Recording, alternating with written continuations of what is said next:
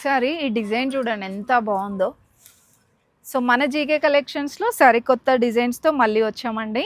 ఇది back side neck design ఇలా వస్తుంది యూ షేప్లో, గోల్డ్ ఇంకా సిల్వర్ జరీ వస్తుందండి కాంబినేషన్.